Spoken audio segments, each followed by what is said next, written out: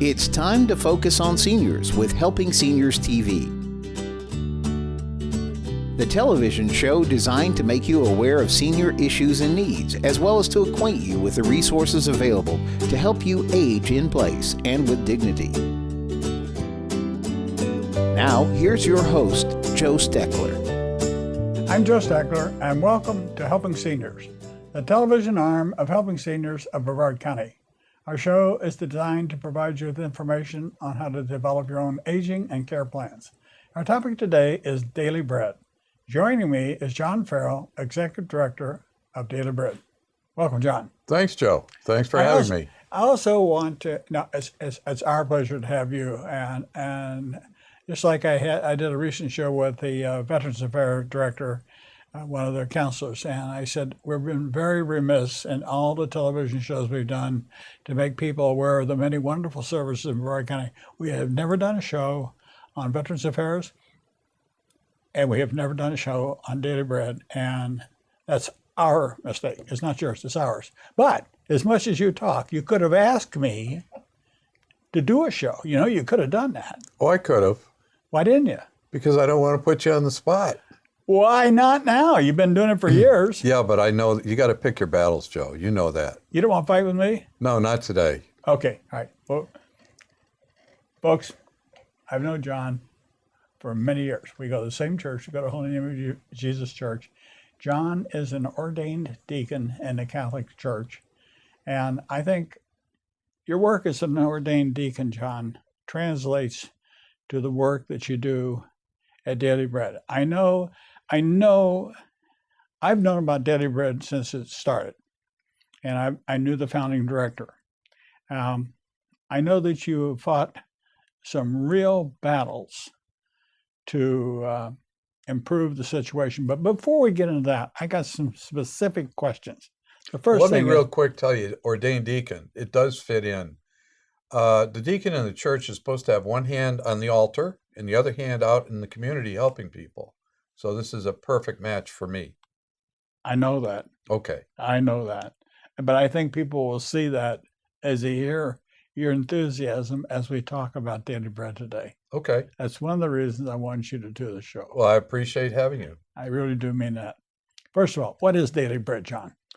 Daily Bread was just a soup kitchen, but now it's a social services agency. And to explain that, we were founded as a soup kitchen. We feed those that are poor, hungry, and homeless every day of the year. But we also have a food bank. 80% of all the food we collect goes to other agencies. It goes out to church pantries, Salvation Army, Sharing Center, and so on. We also have a service and outreach center that is providing lots of services to those that come to us to help them get out of poverty, to get out of homelessness, to find jobs. So we center on a lot of different things that help people become self-sufficient, I think is a good term. And then we have a thrift shop. That's the last leg of the four, and that helps pay our bills. And that's on New Haven Avenue. Is the Holy Name Jesus thrift shop more successful than yours, or how are you doing competing with them? We don't compete, first of all. We offer services in a different part of the county than they do. I think we do well. I think they do well. And that's the way it should be. Do you have a large number of donors that give to you? We do. It's amazing because we get no funding other than donors and grants. We put on some events. We do some grant writing, but for the most part, it's from people. We don't get any funding from the federal, state, county, or city governments. All of it comes from private sources. Okay. You made a comment about you give food to sharing centers, the church pantries. Where do you get the food that you give to them? We have major food drives that we do with the Boy Scouts in November, with the letter carriers in May, and all the churches in the February-March timeframe. And that's where we collect all of that food. And we will collect somewhere in total 800 to 900,000 pounds of food between that and volunteers that go out in the greater community every day of the year to pick it up wherever they can get it. Where do you store all that food? We have a warehouse. It's called our food bank on Morningside Drive. And we have freezers, coolers, and lots of shelving space for that food. And our partners come and they take it as they need it because they don't have a warehouse like we do. So we are a true food bank for the community. There are 20 different agencies and or pantries that benefit from a joint venture with us, a partnership. So for years, I've lived in Brevard County since 1988. There has been almost a consistent hue and cry about the bad things of daily bread, how they are panhandlers, how they prey on people, how they ruin people's property. There might be some of that, but I think that that's probably in the minority now. Very big minority. I mean, for the most part, people fear what they don't understand. If you got on a bus and you were sitting next to a homeless person, and we'll say it was a man, generally he'll have stubble, he'll have a beard, he's not dressed like you or I would dress. He probably smells different than we do too. And as general, we want to tend away from that situation. Or if we see someone like that in our neighborhood that we're not used to, if we live in a neighborhood that doesn't see its share of homeless people, again, we have a fear of things we don't understand. And so that then drives this other idea of they must all be bad, criminals, addicts, whatever. And it's just not the case. There are some that are, absolutely. And there are people that don't want to work, but they're in the very big minority, between 5 and 10% of the total population that are homeless or down. You gave some interesting statistics before we started the show, John. Yes. I would like for you to review and go over those statistics for our viewing audience so they get a better appreciation of what you're actually dealing with and some of the good things that your ability to develop your new building and what that has added to your overall capability to serve people and sort of lessen the impact of homelessness in Brevard County, because I think that's what it's doing. Okay. The statistics show that. Sure. 71% of all the people that come to us are men, 29% are women. Last year, we do a census every year, and last year, 61% of all those that came to us were homeless. 39% were not. This year, it's down to 54% are homeless and 46% are not. So we've seen some improvement there. Last year, 22% of all the people that came to us worked. This year, it's 36%. So that's improved.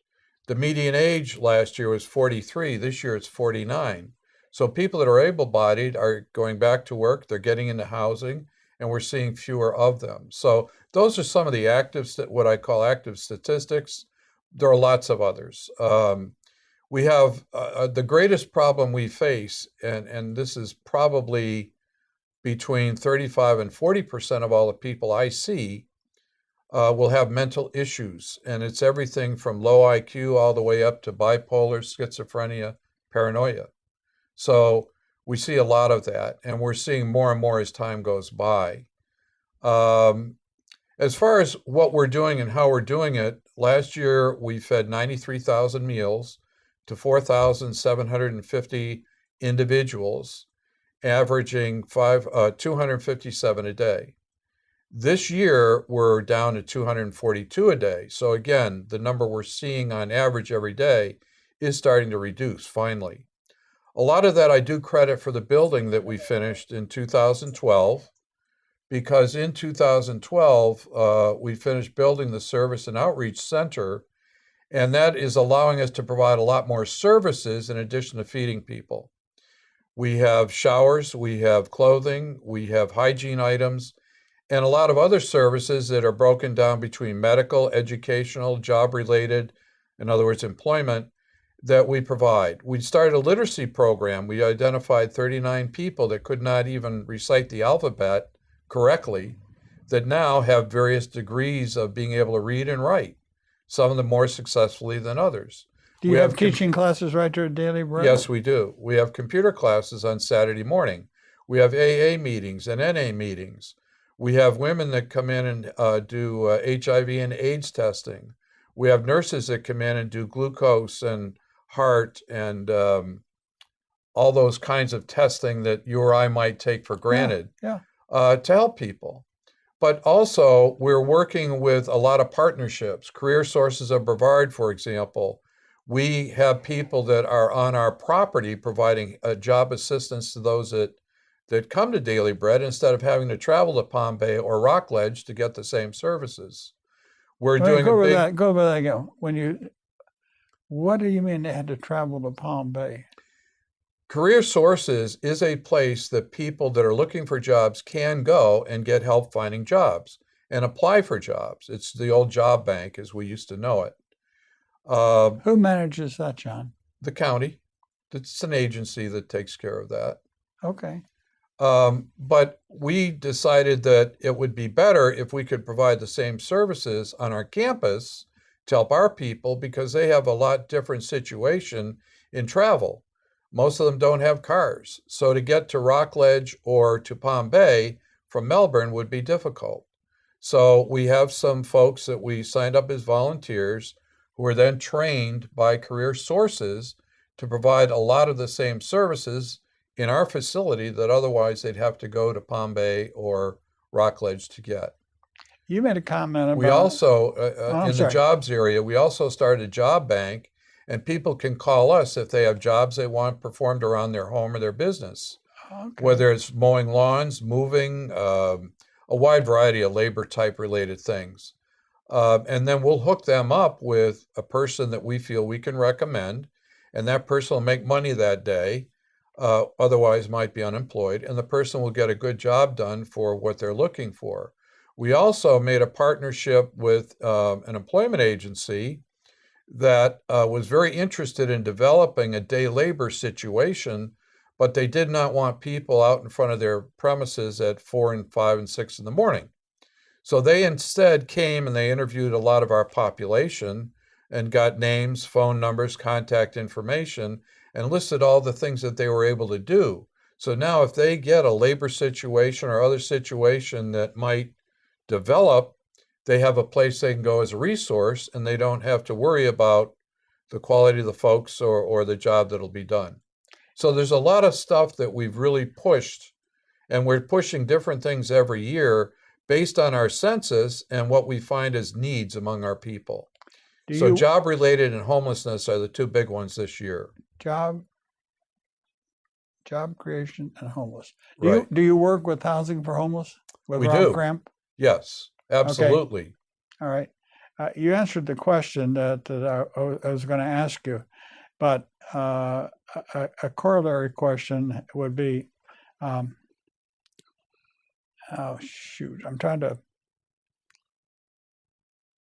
Well, one of the statistics we did not talk about was the elderly that we see. Oh, that's okay. And I think that's something we need to comment on, particularly in light of your show.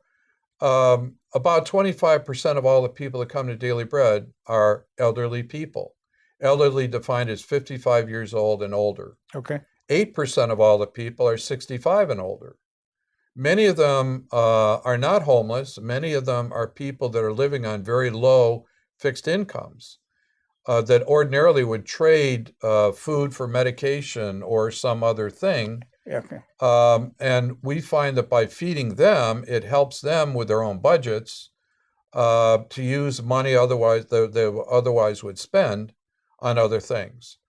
Many of them are people that are also homeless. I have a couple of women. One is 87 years old, living in her car. She's living in her car because she chooses not to make medication that otherwise would make her easier to deal with, and she could live in an apartment because she does get some money from a pension. But because of her mental illness and her desire not to conform, at least she gets fed by us and gets some other services that otherwise she would not get. And I could tell you a lot of examples, but The number of elderly folks, that's a whole new dynamic toward homelessness. These fixed low-income pensions and lack of them among the elderly are becoming synonymous to me because they're like the throwaway society, or becoming that the homeless people are now. Yeah, well, And I don't mean to get on a soapbox here, but it is a significant percentage of our population. well, we're finding the same thing. Our Kay Kaiser, our information specialist, she gets a number of calls, and I personally have talked to people, to men and women, single men that are living alone. Yep. They simply do not have enough income to eat and Right. do the other things.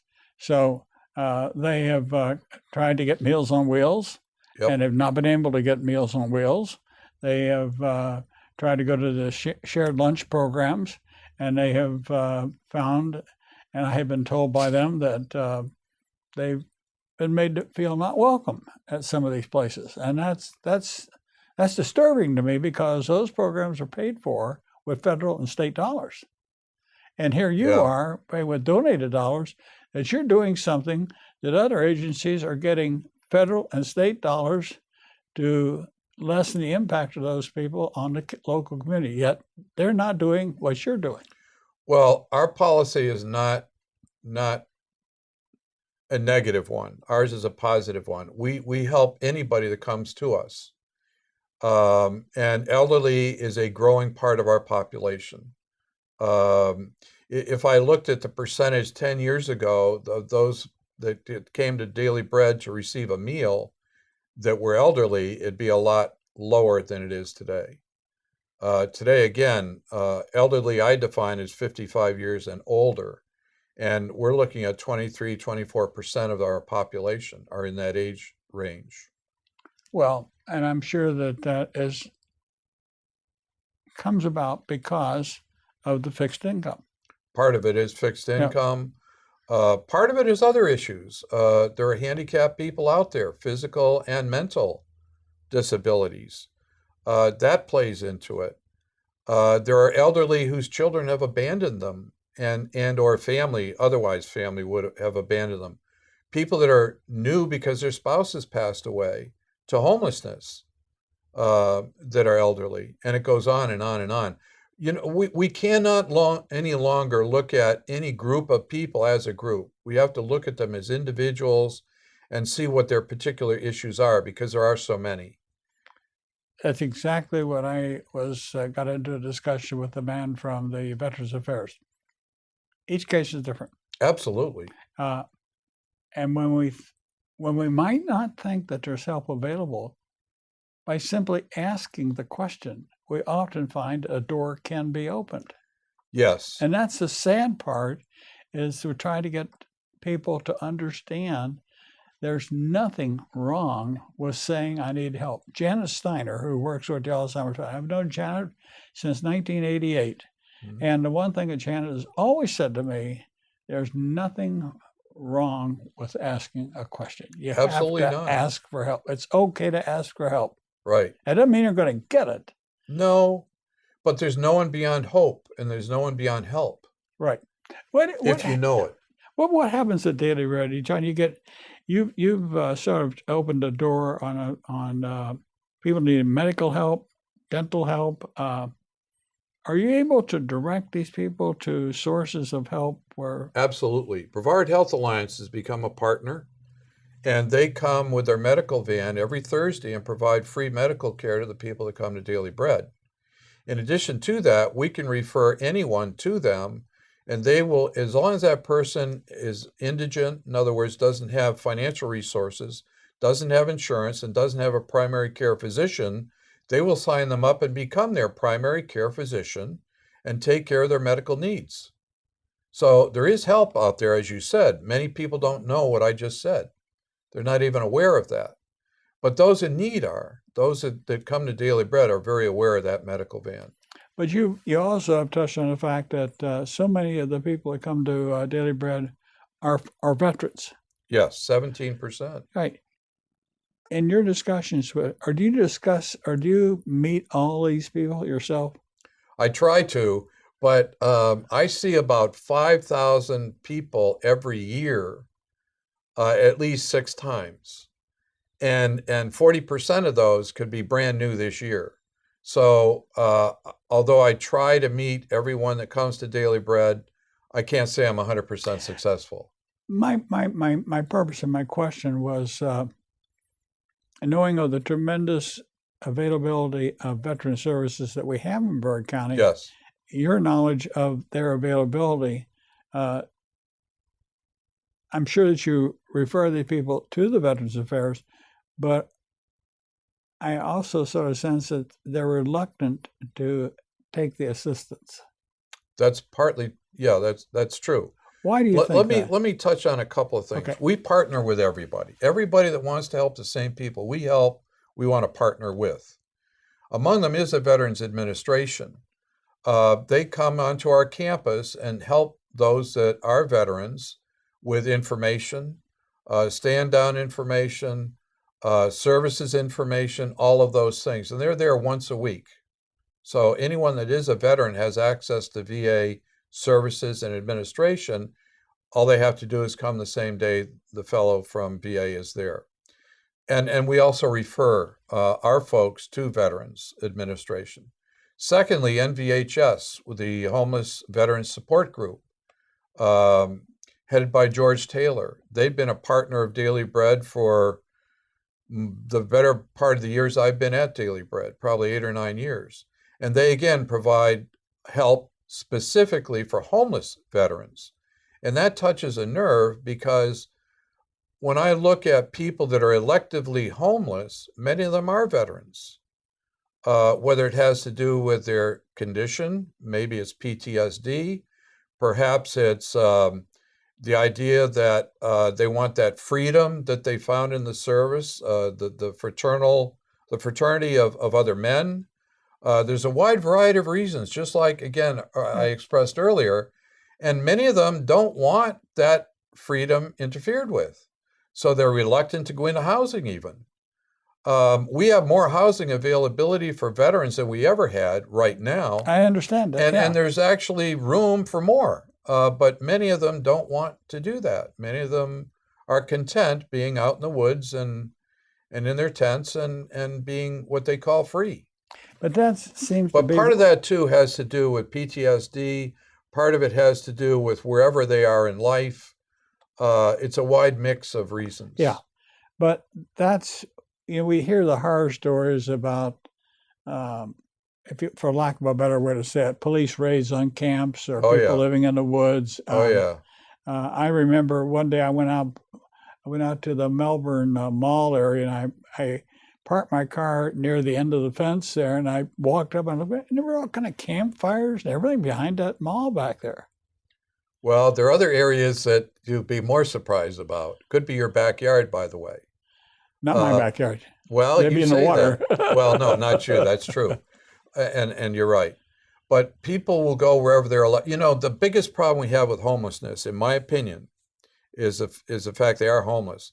But beside that is there's not one place a homeless person is allowed to be. I'll give you a quick example. Get up in the morning, I'm homeless. I live in someone's backyard in the bushes. Okay, now I got to get out of here before sun comes up, otherwise I'll be discovered and the police might come and trespass me, or worse. So I got to get out of here. So now I make my way off your property and nature calls. So I duck into someone else's bushes to take care of nature. And a neighbor sees me out of his window and calls the police and says, there's a lewd, lascivious character in my backyard. I want him arrested. So they come, arrest that man, and take him to jail for lewd and lascivious behavior. Something even more mundane. A fellow has a birthday, so it's time to have a beer with his buddies. So he's doing that. But because he's not allowed to be anywhere, if he has an open container, that's a charge he's arrested on and taken to jail. I'm not allowed in the parks after 7 o'clock at night. Okay, that's a safe place I could go and sleep. But because of the rules and the regulations, I'm not allowed there. So if I'm in there after 7 o'clock at night, the police come, arrest me, and take me away, and I go to jail. And on average, I'll be in jail for 33 days. That's a magic number, and the police can answer that one better than I. but this is what happens. So there's nowhere anyone is allowed to be. If I go and camp in in the woods somewhere, say it's behind the mall, and the owners of that land find out I'm there, they may call the police and say, hey, look, I want those people out of there. They're trashing my land or whatever it is they're doing. And the police come out, and sometimes they do it without warning. They'll come in, and if no one's there because they're away for that day to get a meal or whatever they're doing, they may tear that camp up just to get rid of it, just to leave the message that you're not wanted here. I can understand. There was a judge in I think it was Rockledge a few years ago who owned 12 acres, and he allowed those that were homeless to camp there. The neighbors didn't like it. And I don't know all the details, and I'm going to be a little off on those, but in came the police and they demolished those camps, even though the judge allowed those people, the owner, allowed those people to be on that land. So yes, there are things like this that happen, but the bottom line is people need a place they're allowed to be. They need a place where they can be safe. They need a place where they can have lavatory facilities, maybe a shower, and that's basic stuff. And you can do that at Daily Bread. We do that at Daily Bread. Okay.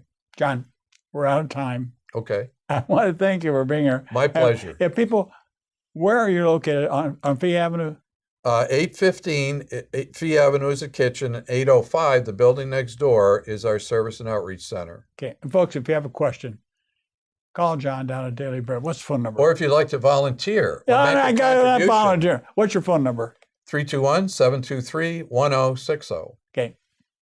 I want to thank you, John. Thank you, I want to Joe. thank you, viewer, for watching today's episode of Helping Seniors.